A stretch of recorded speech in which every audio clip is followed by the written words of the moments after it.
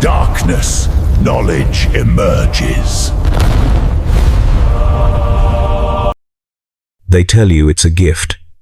From the moment of your birth, when the midwives see the third eye sealed beneath the flesh of your forehead, when the gene priests confirm the purity of your lineage, when your house celebrates another vessel blessed by the Emperor's foresight, they tell you it's a gift, a sacred duty, an honor beyond measure. They dress it in silks and ceremony, in ancient oaths and genealogical pride, in the absolute certainty that you are chosen, elevated, essential to the Imperium's survival across the stars. But I have seen what lies behind the veil, and I tell you this: it is not a gift, it is a curse wearing the mask of privilege. And by the time you understand the difference, you are already drowning in waters that have no shore. My name is Severina Mistral, seventh daughter of House Mistral, a navigator bloodline that has guided vessels through the warp for 11,000 years. I was born in the family spire on a world I will not name, in chambers lined with void black stone and lit by candles that burned with flames the color of dying stars. The architecture of my childhood was deliberately disorienting corridors that curved impossibly, rooms with too many corners, windows that showed vistas that could not physically exist from their apparent locations. This was intentional, the house matriarchs explained during my education. We were being prepared. Our minds were being trained to accept paradox, to navigate contradiction, to function in spaces where Euclidean geometry was merely a suggestion. Looking back, I understand they were breaking us before the warp ever got the chance, pre-fracturing our sanity so we would bend rather than shatter when the real strain began. The education was comprehensive and merciless. History, theology, mathematics that included equations describing dimensions human consciousness was not designed to perceive. We learned the genealogies of our house, memorizing the names and achievements of navigators stretching back to before the heresy, to the days when the Emperor himself still walked among men. We learned ship classifications, warp route calculations, emergency protocols for when, not if, always when things went catastrophically wrong during transit. And we learned the litanies, the prayers and mental exercises designed to fortify our consciousness against the things that lived in the space between spaces, the entities that regarded material reality as an inconvenient barrier and human souls as particularly entertaining playthings. They opened my third eye when I was 12. The ceremony took place in the house's innermost sanctum, a spherical chamber suspended in the center of the spire by magnetic fields, its walls inscribed with wards and prayers in languages that predated the Imperium. I was strapped to a chair that held me motionless, my head locked in a vice that prevented even the slightest movement. The gene surgeon approached with instruments that gleamed with an oily iridescence, their edges sharper than monomolecular wire, their purpose singular and terrible. He cut into my forehead with precision that was almost loving, peeling back skin and tissue and the thin membrane of bone that nature had placed over my third eye, exposing the organ beneath to air and light for the first time in my life. The pain was extraordinary, but pain was expected, pain was manageable. What came after the pain was something else entirely. The eye opened, and I saw. The material world did not disappear, but it became translucent, overlaid with another reality that occupied the same space but operated under different rules. I saw the gene surgeon not just as flesh and bone but as a pattern of electrical impulses and chemical reactions, a biological machine processing instructions written in genetic code. I saw the walls of the chamber, and through them I saw the spire's structure, and through that I saw the planet's curvature. And beyond that I saw the void, and in the void I saw things moving, vast and purposeful, things that had no form I could describe, but whose presence I felt like pressure against my newly opened perception. And deeper still, beneath and behind and impossibly coexistent with the material universe, I saw the warp itself, a roiling ocean of psychic energy and half-formed consciousness, tides of emotion and thought given terrible substance, storms that could unmake reality if they ever fully breached into the realm of matter and time. I screamed. The sound echoed in the spherical chamber, reflecting and amplifying until it seemed I was surrounded by my own terror.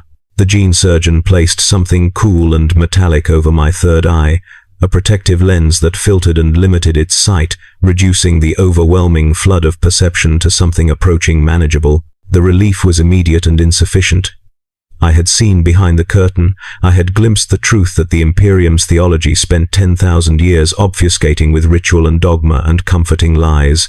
We lived on a thin membrane stretched over an abyss of madness, and that membrane was torn in more places than the authorities would ever admit. They gave me 6 months to adjust before my first voyage. 6 months of training exercises, of looking at objects and learning to see both their material and immaterial properties simultaneously, of meditation techniques designed to strengthen my consciousness against the predators that could sense a navigator's third eye opening in the warp like sharks, sensing blood in water. I practiced with veteran navigators, their third eyes hidden behind ornate bandanas and ceremonial masks, their voices carrying the particular timbre of people who had seen too much and survived only through rigorous mental discipline and selective memory suppression. They taught me the focusing techniques, the visualization methods, the prayers that were part theology and part self-hypnosis, and they taught me the rules. Never look directly at entities in the warp, never respond if something addresses you by name you haven't spoken aloud, never trust distances or durations. A voyage that should take days might span hours or months, and there was no way to predict which. Never open your third eye fully unless absolutely necessary. Never believe anyone who claimed they understood what they saw in the depths. Never, never, under any circumstances, allow yourself to feel curiosity about the beautiful things, because beauty in the warp was always bait. My first voyage was a short one, deliberately selected for relative safety, a merchant vessel traveling an established route between civilized systems, a journey the ship's captain had completed hundreds of times. I was assigned as secondary navigator, backup to a veteran named Gorlois whose third eye had been open for 40 years. He was old, perhaps 60, which was ancient for our kind. Most navigators either died young or went mad young, ending up locked in isolation chambers in their house spires, sedated into oblivion to prevent them from trying to open doorways into the warp with their uncontrolled perception. Gorlois had survived through paranoia, ritual, and an absolute refusal to acknowledge beauty. We entered the warp from the system's Mandeville point, the ship's Geller field activating a microsecond before the translation, reality's membrane stretching and tearing around us as the vessel slipped from the materium into the immaterium. The transition felt like falling and drowning simultaneously, like every atom in my body was being pulled in different directions, while my consciousness remained sickeningly intact to experience it. Through the viewing port, reinforced with wards and psychically attuned crystals, I opened my third eye fully and looked upon the sea of souls. It was not water, it was not space, it was everything and nothing, a realm where physical laws were replaced by psychic causation, where emotion became force and thought became substance. Currents of raw feeling flowed in impossible directions, rivers of rage burning red and orange, streams of sorrow colored in shades of blue that hurt to perceive, clouds of fear manifesting as darkness that was somehow more than just absence of light. And through it all, the entities moved. Some were small, barely coherent fragments of consciousness, souls of the dead or never born or partially born, drifting like plankton in an ocean. Others were vast, their scale impossible to judge, things that might have been miles or light years in extent, possessed of intelligence that was utterly alien yet somehow familiar in its hungers. Gorlois spoke the litany of navigation, his voice steady despite what we were seeing, and I joined him, the words both prayer and mathematical equation, defining our position relative to the Astronomicon, the great psychic beacon burning from distant terror, and calculating the path through the currents that would deliver us to our destination. The ship moved, not through conventional propulsion but through will, the navigator's consciousness imposing direction and purpose on the chaos, carving a path through the immaterial that the vessel could follow. It required absolute concentration. It required accepting that what you were seeing was both real and unreal, both there and not there, both following rules and operating in complete chaos. Something brushed against the Geller field, testing it, curious. I felt it as a tickle against my extended perception, a presence investigating the barrier that separated the ship's interior, maintained as a bubble of real space through the field's technology and the prayers of the crew's priests from the warp's endless madness. Gorlois didn't react, continuing his calculations, and I followed his example. refusing to acknowledge the presence, refusing to give it the attention that might allow it to find purchase in my consciousness. It lingered for a moment that might have been seconds or hours. Time was negotiable here, and then moved on, seeking easier prey. The voyage lasted 5 days shipboard time, though we later learned it had been 3 weeks in the Imperium.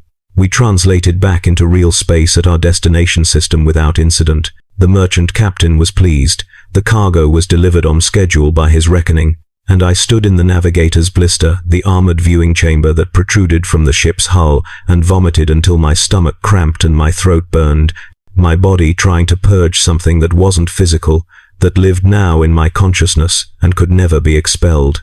Gorloa found me afterward, handed me a flask of something that tasted like alcohol and regret, and said, "It doesn't get easier, you just get harder, until the hardness cracks." Then he walked away, his gait unsteady, and I realized he was drunk, had been drunk, was probably always drunk to some degree, using chemical sedation to muffle the memories that accumulated with every voyage. I completed 17 voyages in my first year. Short routes, established paths, relatively safe passages through regions of the warp that were as stable as that realm ever became. I learned to navigate, to read the currents, to interpret the beacon's light refracted through psychic storms. I learned which entities to ignore and which required active mental defense. I learned the nausea was permanent, a background sensation that became so constant you stopped consciously noticing it, though your body never truly adjusted. And I learned that every navigator developed their own coping mechanisms: alcohol, narcotics, religious fanaticism, deliberate emotional numbing, hyper-focused obsessions with trivial details, anything to occupy the portions of consciousness that weren't required for navigation and might otherwise dwell on what we had seen. The changes began subtly. I started noticing patterns in random data, seeing mathematical relationships in the arrangement of objects, hearing harmonies in mechanical sounds that suggested intelligent composition. My dreams became more vivid, populated by entities I recognized from the warp, though they behaved differently here, more constrained, almost polite. I would wake with the certainty that I had been conversing with them, negotiating something, though I could never remember the details. My third eye began opening spontaneously, without my conscious decision, exposing me to doubled perception at unexpected moments, seeing fellow crew members as both physical bodies and psychic patterns, watching servitors and recognizing the fragments of human consciousness still trapped in their mechanical shells, observing the ship's priests during their rituals, and seeing the actual flows of faith energy their prayers generated. I reported none of this. Reporting meant evaluation. Evaluation meant potential removal from service. And removal from service, for a navigator whose mind had been opened too wide, meant isolation chambers and sedation and a slow, comfortable slide into permanent catatonia. Better to function. Better to maintain the facade of stability. Better to prove useful so the house wouldn't discard me. My 18th voyage was different. We were assigned to a military transport, carrying guard regiments to a war zone in a contested sector. The captain, a woman named Verence, whose mechanical augmentations outnumbered her organic components, requested a direct route, the fastest passage possible regardless of risk. Command approved. The warp in that region was unstable, churning with the psychic runoff from the war being fought at our destination, battlefields where millions died screaming, generating emotional storms that rippled across the Imperium. But the regiments were needed urgently. Delay meant defeat. And the Imperium's calculus was clear. Risk one ship and its navigator rather than guarantee failure. We entered the warp, and immediately I knew something was wrong. The currents were flowing in contradictory directions, tides of psychic energy pulling at angles to each other, creating interference patterns that made navigation calculations nearly impossible. The Astronomican's light was visible, but distorted, its beam bending through regions of unreality that refracted psychic energy like gravity lensing light. And the entity's Emperor's mercy, the entities were everywhere, drawn by the violence ahead and behind, clustering around the Geller field like carrion birds circling wounded prey. I chose a path, communicated it to the captain, and began the navigation. The ship moved forward, its warp drives pushing us along the course I defined, and for 6 hours everything proceeded normally. Then we hit the storm. It manifested as a wall of color that should not exist. a barrier of emotional energy so concentrated it had achieved something approaching physical substance. Rage, mostly, the accumulated fury of soldiers dying in trenches, civilians murdered in orbital bombardments, commanders sacrificing entire companies in pointless assaults. It roiled and crashed like ocean waves, except each wave carried fragments of consciousness, screaming faces that formed and dissolved in the foam, hands reaching out from the depths grasping at anything that might pull them back toward the material world they had been torn from. I tried to navigate around it. The storm extended in all perceivable directions, including dimensions that didn't exist in normal space. I tried to navigate through it.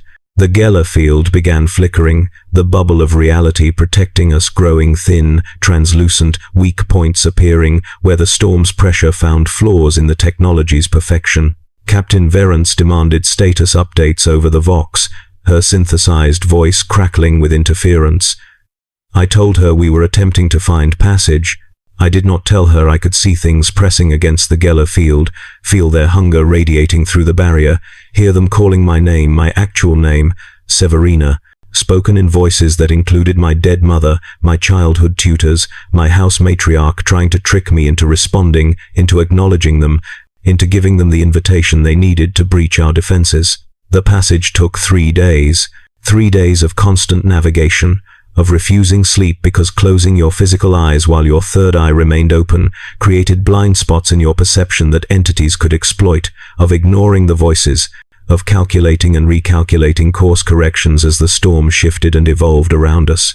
I existed in a state of hypervigilance that transcended exhaustion, my consciousness burning itself as fuel to maintain the necessary focus. The ship's priests chanted their prayers in continuous shifts, reinforcing the Geller field through faith and ritual. The crew maintained absolute discipline, moving through their duties with mechanical precision, refusing to acknowledge the scratching sounds coming from the bulkheads, the shadows that moved wrong, the cold spots that appeared randomly throughout the ship. We emerged from the storm directly into the system's outer dark, our translation back into real space so violent that 3 crew members died from the psychic backlash, their brains hemorrhaging as the sudden shift from immaterial to material reality proved too much for their unprepared consciousness to process.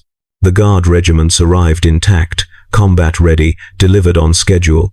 Captain Verance commended me formally. The house registered another successful navigation in my record.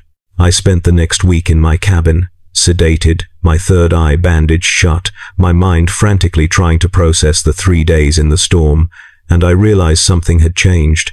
The voices hadn't stopped when we left the warp.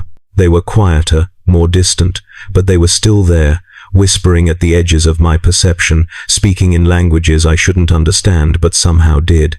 I could hear them commenting on the ship's activities, discussing the crew members, offering observations about the Imperium that suggested they were seeing it through my eyes, using my consciousness as a window from their realm into ours. I was compromised, touched, contaminated by extended exposure beyond the safe thresholds. And I had no one to tell, because telling meant ending my career, ending my usefulness, ending my life in any meaningful sense. So I adapted. I learned to ignore the voices the way you ignore tinnitus, treating them as background noise rather than active threat. I developed mental exercises for isolating portions of my consciousness, creating internal barriers that limited what the things riding in my perception could access. I became meticulous about my rituals, performing prayers and cleansing meditations before and after every voyage, maintaining the fiction that faith could protect me from what I carried. And I continued navigating, because that was my function, my purpose, the reason my house had bred me into existence and the Imperium tolerated my cursed bloodline. The voyages accumulated. 20, 50, 100. Each one leaving traces, residues, fragments of the warp, embedded in my consciousness like shrapnel in flesh. I watched other navigators break, saw them during house gatherings, noticed the ones who couldn't maintain eye contact anymore, who laughed at nothing, who insisted they were fine while visibly deteriorating, their third eyes opening and closing randomly, their perceptions bleeding into speech as they described what they were seeing in the middle of formal ceremonies. The house removed them quietly, efficiently, with the compassion of a farmer culling diseased livestock before infection spread. I lasted longer, partially through discipline, partially through luck, mostly through compromise. I started making deals, though I never consciously decided to cross that line. During difficult navigations, when the path forward was unclear and options were limited, I would feel a presence offer suggestions. A current I hadn't noticed, a route that seemed improbable but proved functional, assistance, freely given, asking nothing in return. Initially. But assistance creates obligation, and obligation creates dependency, and dependency creates control. By my 100th voyage, I was no longer certain whether my navigation decisions were mine, or whether I was executing routes planned by things whose existence I was supposed to deny. The physical changes became undeniable around my 30th year. My third eye's iris developed new structures, geometric patterns that shouldn't exist in biological tissue, crystalline formations that enhanced my warp sight but also made it harder to close, harder to limit. My skin grew pale. Not from lack of sun, I'd spent my entire life in void ships and sealed spires, but from something else, as though pigmentation was a luxury my increasingly immaterial biology could no longer support. I began seeing slightly into the future, precognitive flashes of events moments before they occurred, which sounds useful until you realize you're perceiving possibilities rather than certainties, multiple overlapping timelines that may or may not actualize depending on decisions not yet made. And the voices grew louder, more insistent, more familiar. They knew everything about me now, had been riding in my consciousness for decades, observing my life with the attention of critics studying art. They knew my fears, my desires, my secret shames, the thoughts I tried to hide even from myself. And they used that knowledge with surgical precision, offering temptations tailored exactly to my vulnerabilities. Power, knowledge, freedom from pain, answers to theological questions the ecclesiarchy would call heretical, glimpses of futures where I survived and thrived and transcended the meat limitations of human existence. I refused, mostly. There were compromises, small concessions that seemed harmless in isolation but accumulated into something significant over time. I allowed them to guide my navigation more explicitly. I stopped fighting their presence in my mind, accepting the passenger relationship we had developed. I began speaking to them, not aloud but in the privacy of thought, having conversations that probably qualified as possession or demonic communion or a dozen other heresies that merited immediate execution. But I maintained the important boundaries. I never let them control my actions. I never made offerings.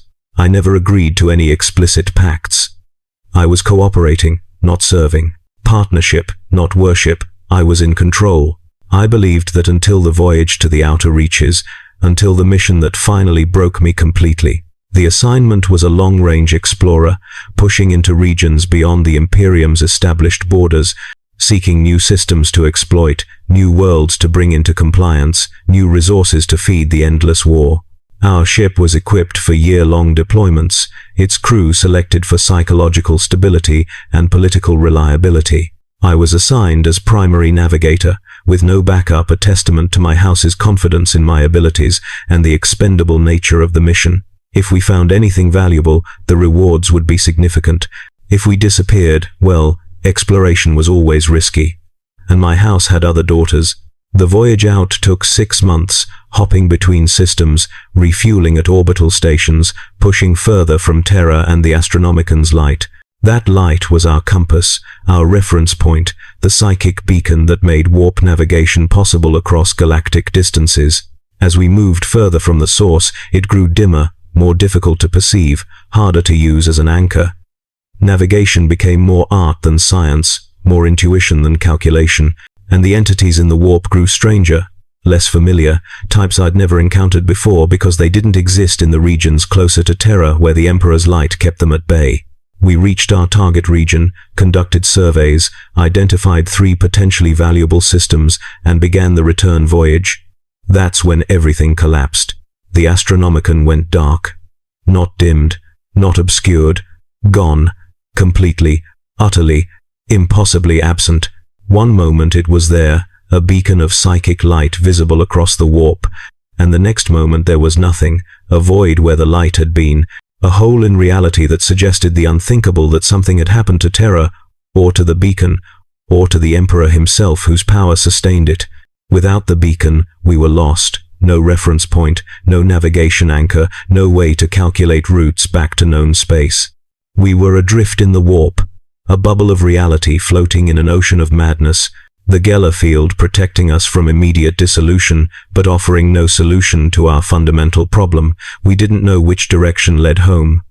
And in the warp, direction was more psychological than physical. The captain ordered emergency protocols, the crew maintained discipline, the priests prayed, and I opened my third eye fully, desperately seeking any landmark, any reference, anything that could serve as a replacement for the light we'd lost. What I saw instead was movement in the deeps. Something was coming. Something vast beyond comprehension, a presence that made the entities I'd encountered before seem like insects by comparison. It moved through the warp with purpose, and in its wake the very nature of the Imperium was changing, currents shifting, the laws that governed even this lawless realm being rewritten. I could feel its attention, could sense it, noticing our ship, our Geller field, the tiny bubble of reality bobbing in its domain. And I could feel it being pleased, the way a child is pleased to discover an interesting insect to examine. The voices in my head, my constant companions for decades, went silent. Not absent, I could still feel them there, but quiet, reverent, afraid. And then a new voice spoke, not to me but through me, using my consciousness as a conduit to address the ship's crew through the Vox system, my voice transmitting words I wasn't choosing to speak. You are far from home, little navigator. You are lost in waters too deep for your fragile vessel. But I am merciful. I can guide you. I can show you the path that leads back to your Emperor's light. All you need do is invite me in, fully, completely, without reservation. Lower your barriers, open your Geller field, let me touch your ship as I have touched your mind, and I will carry you safely home. This is not a threat, this is an offer. This is salvation. The captain ordered me to stop transmitting. I couldn't. The presence was operating my voice without my consent, had accessed the parts of my consciousness I thought I'd kept isolated, and was demonstrating exactly how illusory my control had always been. The crew stared at me through the viewing ports, their expressions mixing horror and desperate hope because some of them, thrown helpless, were considering it. Some of them thought maybe the voice was right, maybe invitation was safer than drifting until our supplies ran out and we died slowly in the dark between stars. I fought. I tried to close my third eye, to sever the connection, to reclaim my voice from the presence wearing it. The effort was like trying to move a mountain with your hands, was like trying to breathe vacuum, was entirely, completely futile. The presence was so much vaster than me, so much older, so much more experienced at this kind of warfare. It had been patient, had spent decades preparing me for this moment, had cultivated my cooperation and compromises specifically so that when the critical moment arrived, it would already be inside my defenses, already have access to the pathways it needed. But there was one thing it hadn't accounted for, one final tool I possessed that it couldn't simply override: my house training, my genetic legacy. The specific psychological architecture that made Navigators functional instead of immediately possessed.